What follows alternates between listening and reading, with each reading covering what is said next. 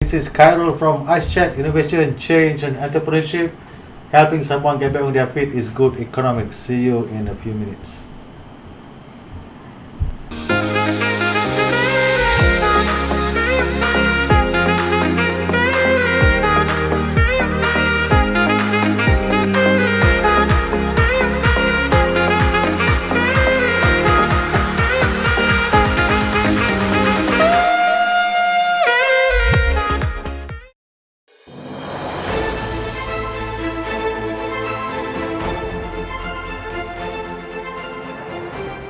I'm here with Oleg Konovalov, #1 influential coach in the world in the area of social media. And why leaders need to be visionary in the post-pandemic situation like now.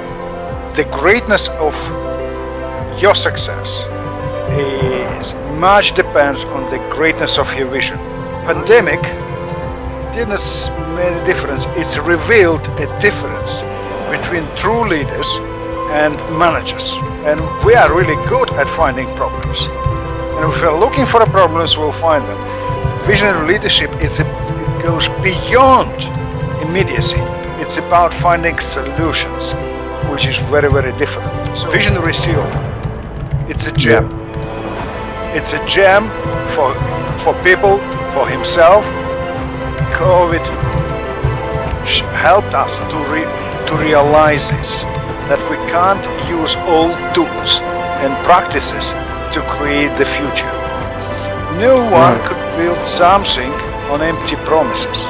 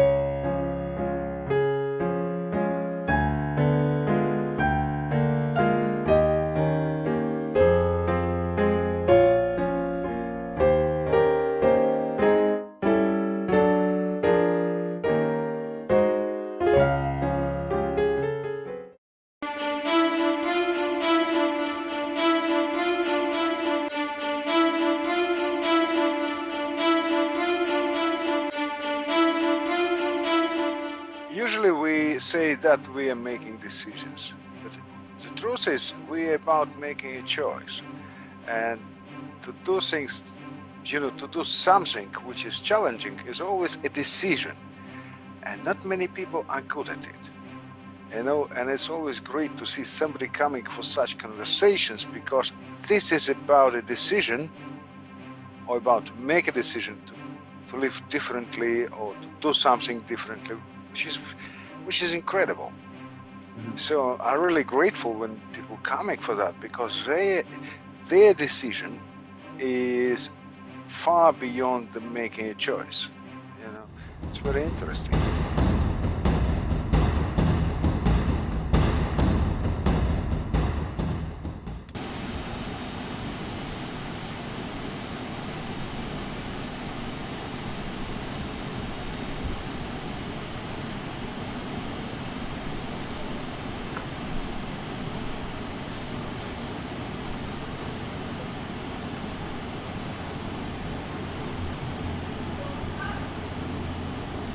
Hello, hi, Khairul again. Today I'm with AK Putra on topic wanna get hired in 1 to 3 months, tips and techniques. Yeah. So Assalamualaikum Putra.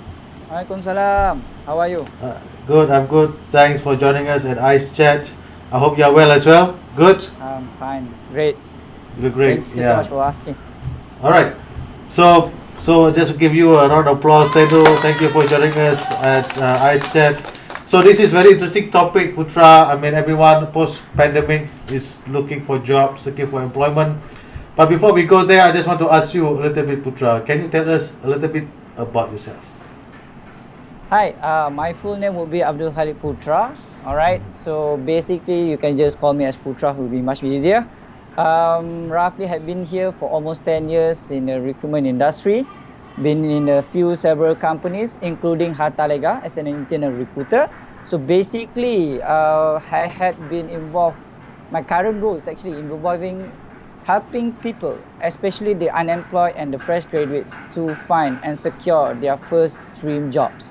So this is my aim and ambition. So I hope that by the end of this year and more years to come, I can actually achieve something, especially in helping others, getting what they actually want, that is securing the first position.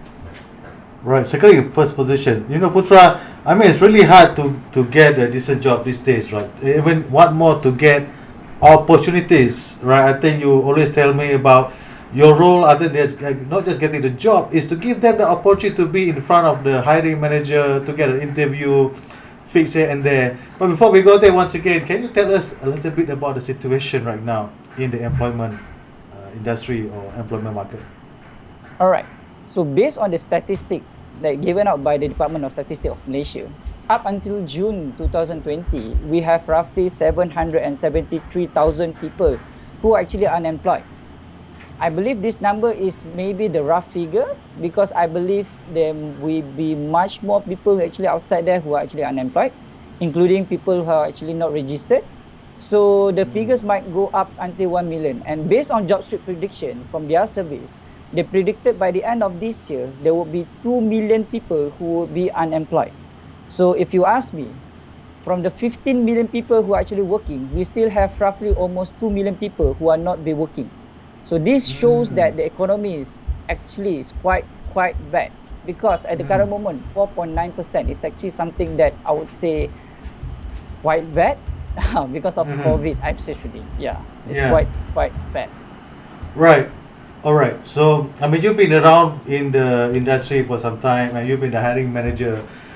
Because of the situation right now, I think that's why we wanted to bring you in. And from what I observed on your LinkedIn post, you seem to be a good following, and you've placed a lot of people. And I could see from their message they are thanking you, you know. And I mean, can you maybe share with a little bit more audience today? There are about 50 audience live right now. 3 techniques to get their resume right. You know, this is only the first part of the, according to some of my great bosses last time, that resume is the first screen that you should get. Alright, I think I lost Putra. I don't know why. Putra, are you still with us? Alright, sorry, there's been interruption over here. Putra, are you still online? Right, so that is Putra, AK Putra, a career service specialist, particularly for executives and managers, especially for someone who wanted to get their first career placement, right?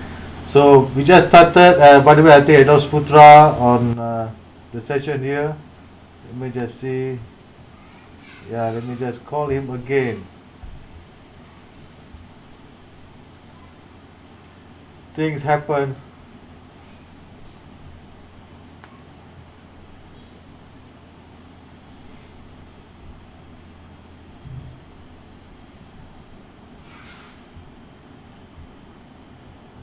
Oh, the broadcast is interrupted. Apologize for that. But let me just try to get Putra back. Something is not right here. So this is another challenge. Post-pandemic, we wanted to have a better internet, better connection. Alright, Putra, are you back again? Hello? Hello? Hello? Hello, Putra? Can you hear Hello, me? yeah, I can hear you. Yes. Can you see me But actually? I Really cannot sorry. see you. All right. I Okay. can't. I cannot see you. Oh, okay. Hold on. Yeah. I think it will come up shortly. All right. Okay. So Putra, sorry, I think there's a drop call. I don't know what happened. All right. So can you give us 3 tips to get the resume right? So basically, most of us, when we actually trying to send our resume out there to our potential future employer, the common mistake that we do is actually we send the resume in a general way, in a very, very general way. We do not specify what we want that actually match to what the company wants. We only think about ourselves, but we never think from their perspective. So Right. this is the most common issues that I can see from my candidates and also from my previous clients.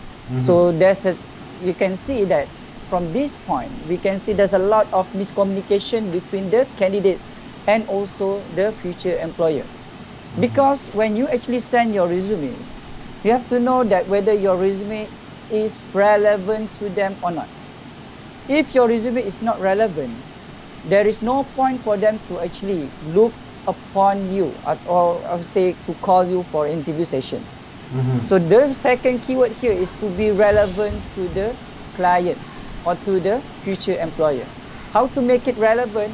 When you apply for the position, you have to make sure that your resume is actually matched to the position job description and also the job requirements. If you actually apply for the position that is out of your context, out of your skills, out of your expertise, meaning that you are actually digging a black hole. I see. What you will do is actually you are actually forcing yourself to find a position that might not be suitable for you in the first place. Right. Right. And you are I actually see. giving yourself a bad reputation to the company, meaning that when they actually look into you, they would notice that you actually just sending out your resumes just to get a job, meaning that you are a desperate person. They I do see. not like this kind of candidate. Most of my clients did not like this desperate candidate. And the last one I would say is for you to highlight what is the relevant skills inside your resume to match what the company wants or what the position wants. If you can actually highlight that to them, I believe 90% your resume will be selected out of the 100 candidates that apply to that position as well. Right. Okay, I just want to recap that what you said. Number one is make yourself relevant in the resume. That's number one, very important. Yeah. So are you saying that some candidates? I did this before. I'm also guilty as charged. When I was working last time, where I submit the same resume to almost all our employers. I did that. So that shouldn't happen, right? That's what you said, right? Right. Yes, and number correct. 2, you mentioned about find roles that is suitable for you. Right. Well, I also did this last time. I mean, I don't get any response back. So anything that I think relevant, what I think, I just click like that, right? And number 3, you mentioned just now, very important, is highlight the skill that the client wants. That should be portrayed. Okay, we have a number of questions here, Putra. Let me just highlight this on the screen for you. Yeah, I'm reading up for you as well. Which part they usually look for relevant qualification in candidate? Which part? I would say every single point in your resume, if you can see that your skill, your education, your certification, or either of your curriculum activities, if you can see from your experience that actually match to what the job description and the job requirement wants, then that is the most relevant skills. The relevance lies in your experience and also lies in the job description. If you can actually find the keyword, for example, in education, certain skills that you actually take or your certain subjects that you actually undertaken before. So that subjects might be relevant to them. If you had actually taken an online courses, nowadays the online courses is very famous. So what you can actually do is for you to have mentioned the online courses name that you have taken during this time around, and you can actually highlight it to the client. How to highlight it? Basically, just make it bold inside your resume. But please make sure bold only the most relevant and similar skill to what they actually want. Right, all right. Okay, you talk about online skills, Putra. Now, I'm into online learning for some time already. But those days, no, those days, employer do not look so much on online learning. They think it's a scam. But do you think that trend now has changed? Yes, I believe that trend had changed dramatically after COVID-19 starts. So Wow, that's true. basically, I remember that you mentioned previously in one of your session that everyone is actually putting on the restart button. So Mm, basically, the online courses is also on the restart button, whereby everything and everyone actually thinks online courses is something that might be suitable and beneficial. If you can see a lot of the children nowadays, actually they mm, did not go to the classes or did not go to the school, but they have the mm, online classes as well. So I think this mm, is quite relevant nowadays, and I believe in maybe mm. 10 or 20 years time, online courses will become a new gig in town. Right. Okay, there's another question, Putra, from someone. How about, because you talk about find similarities, right? How about our resume in job portal, for example, like JobStreet? Isn't it general? Yes. So what you have to do is actually make your resume suitable for one position only, and then you upload it inside the job street, and then you apply for that position. Wait for their feedback. Only after that you apply for another position. So that's how I do Okay. normally.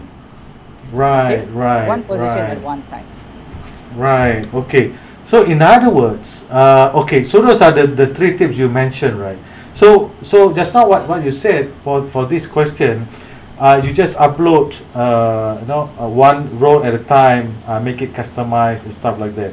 So when you say you are upload, is it for your own position? You are doing it for candidate. I mean, is there a service that you do currently?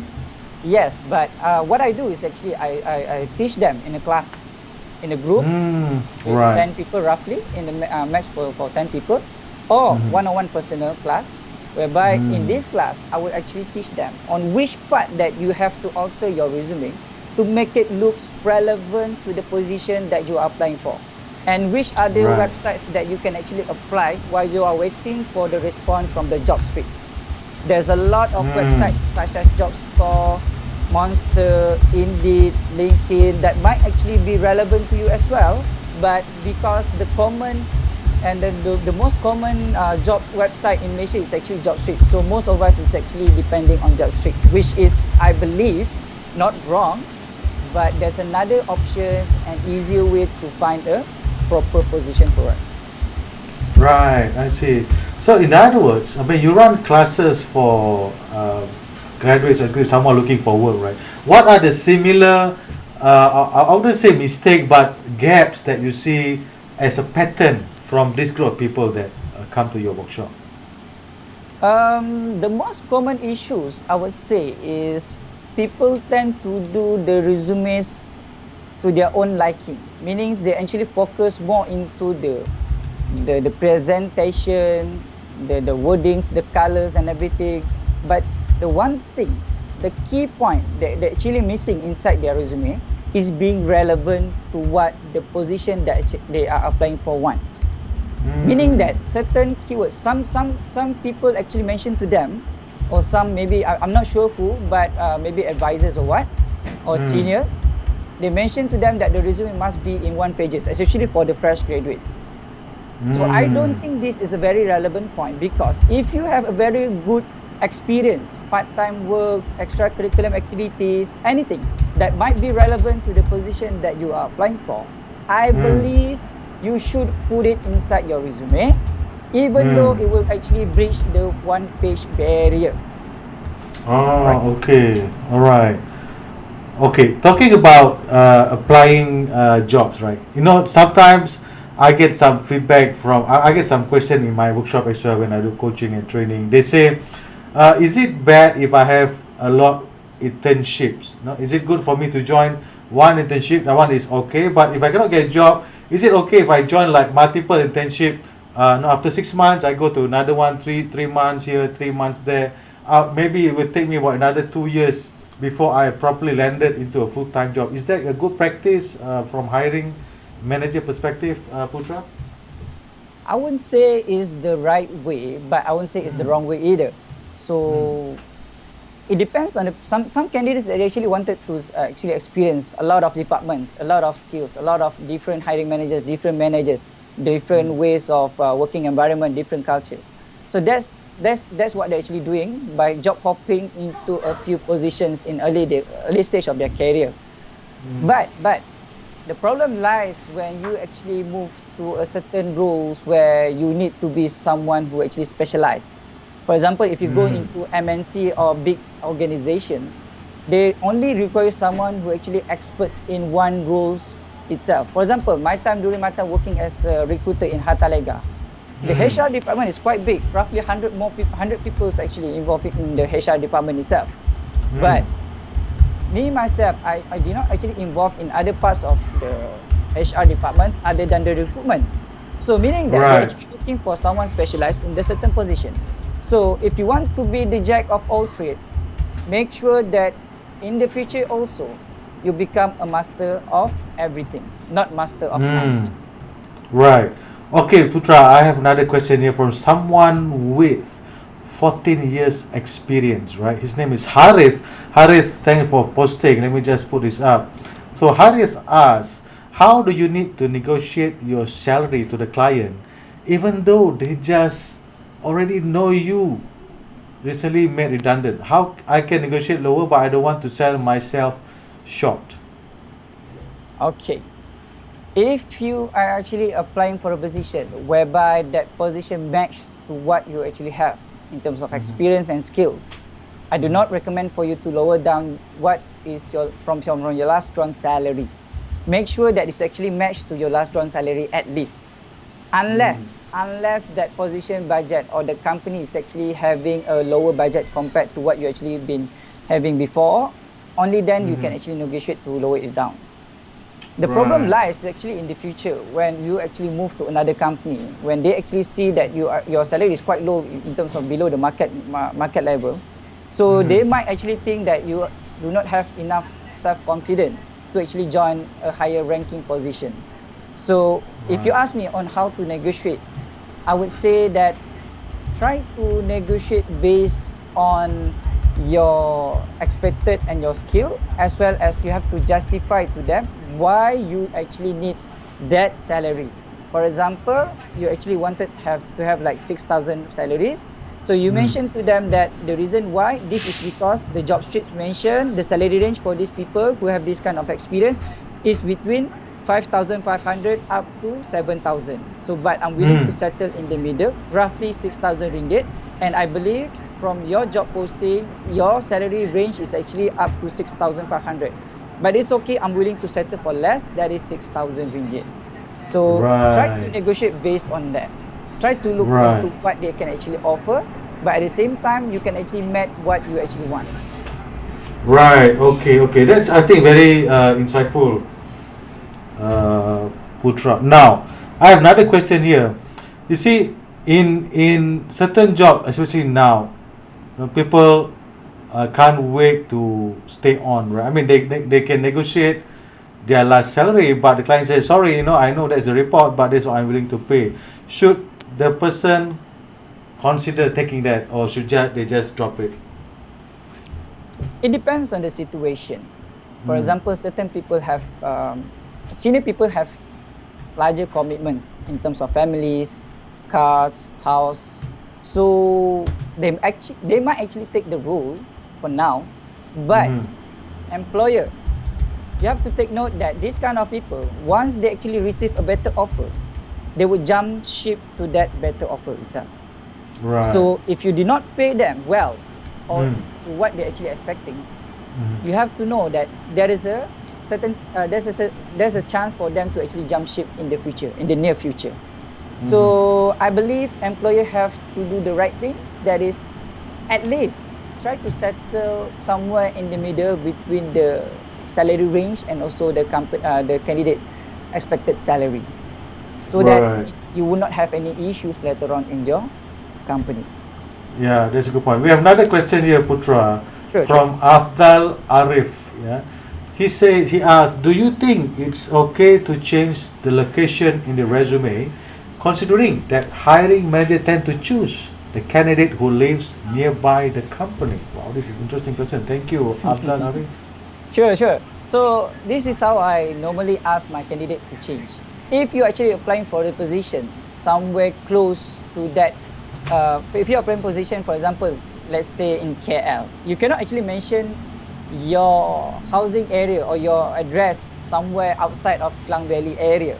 The reason why, because, for example, if you can actually see one job posting, normally we can see a lot of candidates apply for that position as well, meaning that they might have hundreds candidates that have similarities to what you actually have, but they are staying closer to the office and the working Alright. location. Okay, Recruiters, recruitment agencies, recruiters working in recruitment agencies as well as internal recruiters, we have our own KPI that we have to actually met. So if we were to wait for you to come for interview, wait for you to find a suitable house, rent a house, it would take maybe 1 or 2 months. So it will affect our own KPI and sales target. So that's why, as a recruiter, we prefer someone who are actually staying nearby the location area. So what you can do is actually to change your address to the nearby location, roughly 1 hour radius from your working location. You might put your uncle house, your nephew house, your niece house, anyone lah, your relative's house, your friend's house. Okay, so that I think that would be suitable. And then don't put the whole address there. Just put the short one. Short version should be okay. For example, like Sri Kembangan, Selangor, Puchong, Selangor, Ampang, KL. That should be sufficient. Okay. Right. That's a good tip, and I like it. That kind of tip. Now, so we've got the resume right.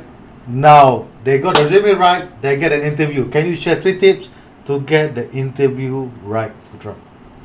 First one would be to do a thorough research on that company that you are applying for. You have to know your audience. If you do not know them, how are you going to find a common ground between you and them when you are actually talking to them, when you're actually meeting with them?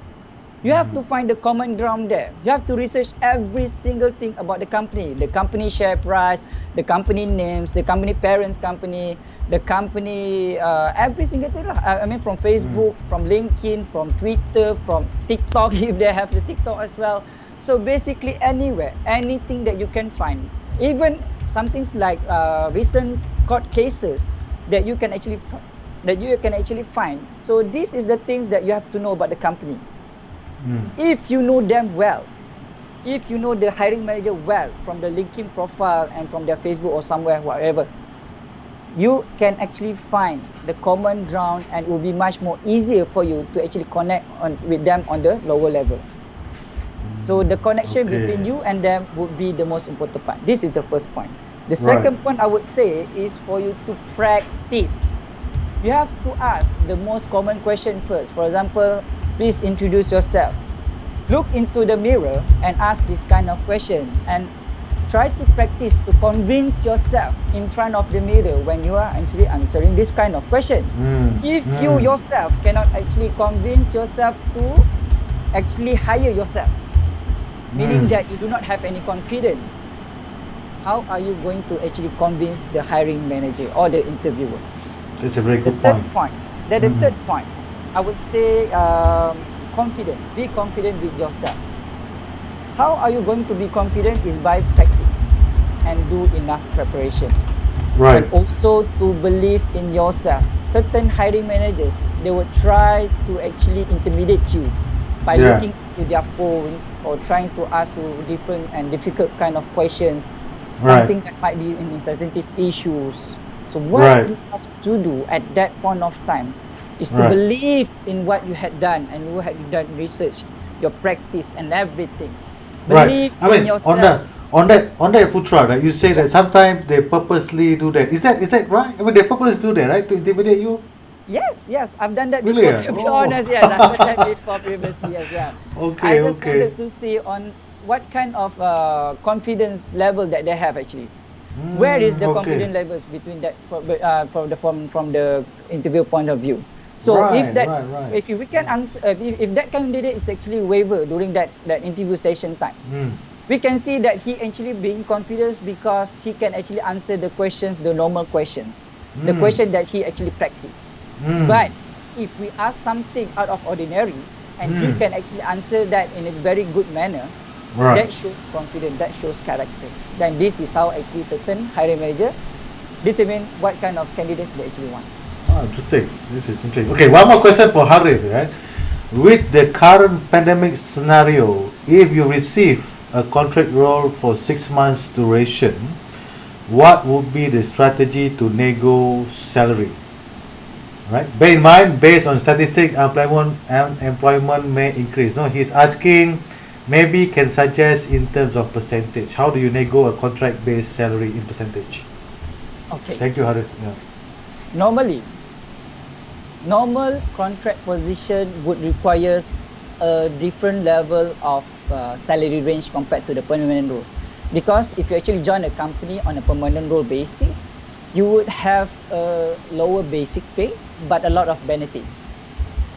Different from contract roles, whereby you can only receive only the basic salary, but maybe no EPF, SOCSO, no benefits, no medical cards being given to you. So now, if you are actually not entitled for that kind of benefits, I would suggest 25% increment up to 30% increment from your previous salary. Depends on the industry and depends on that market rate. You can actually Right. search this market range, market salary rate from job street, from other websites also. They actually have this kind of statistic that they actually produced previously.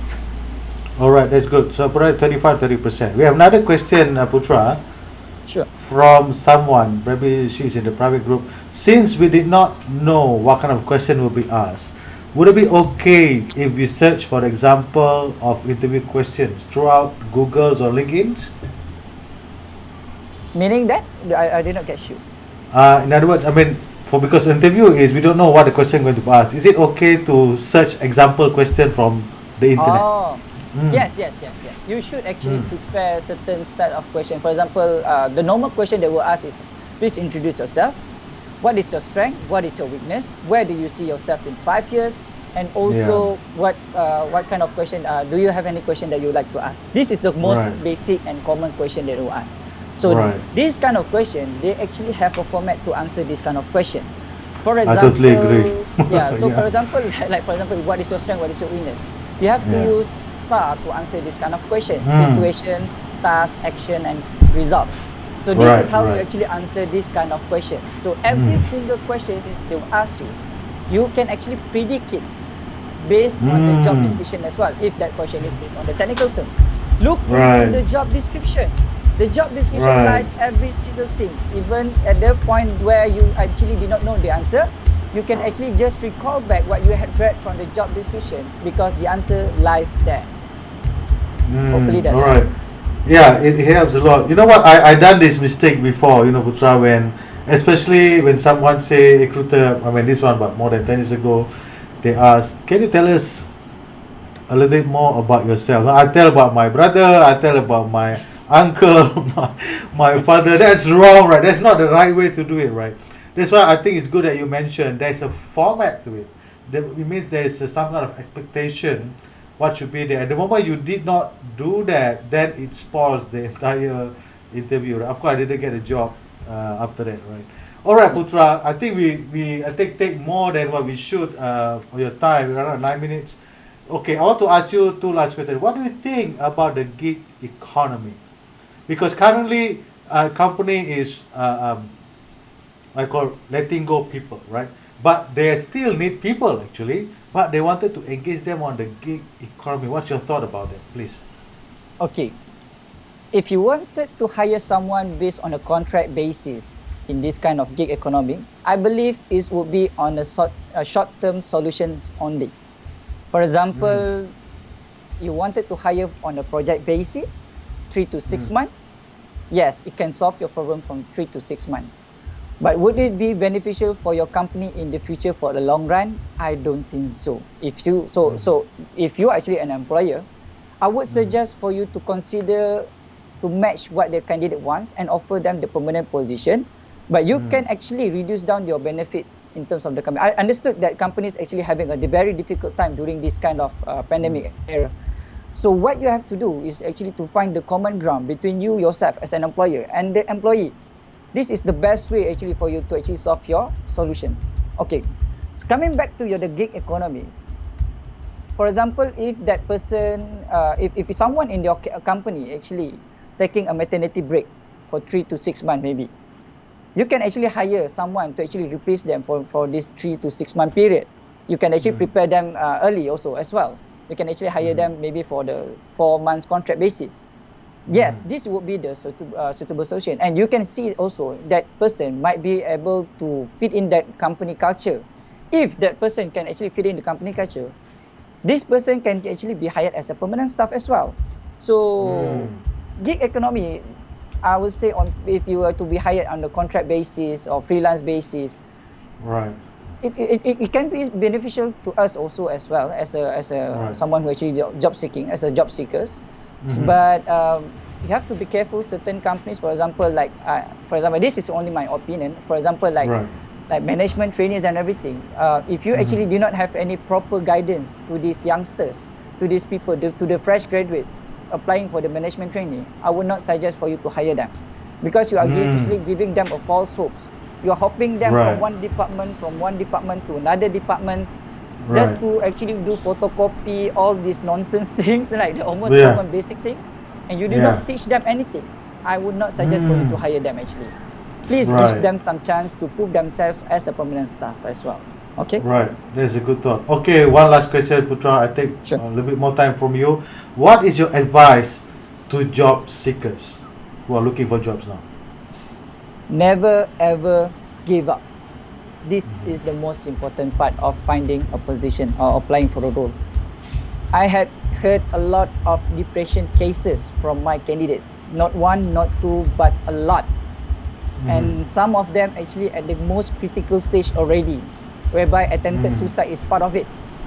So, and when you actually unemployed and you apply for the irrelevant position and you got rejected because of your incompetency of applying for a position, you actually putting negative thoughts into your mind as well into your hearts, and it would accumulate into making you someone negative, someone who actually blame himself or herself. At the end of the day, if you can see last week, if I'm not mistaken, there's one pilot who lost his job 2 months back, who actually committed suicide. So this is a very serious issue. Everyone out there who actually listens to this podcast and everything, to live streaming, I would like to ask for your cooperation in giving people outside there who are actually unemployed, or even if yourself are unemployed, always put and share positive thoughts out there, so that you can actually save someone else's life. It might be your friend, it might be your relative. So please spread positivity.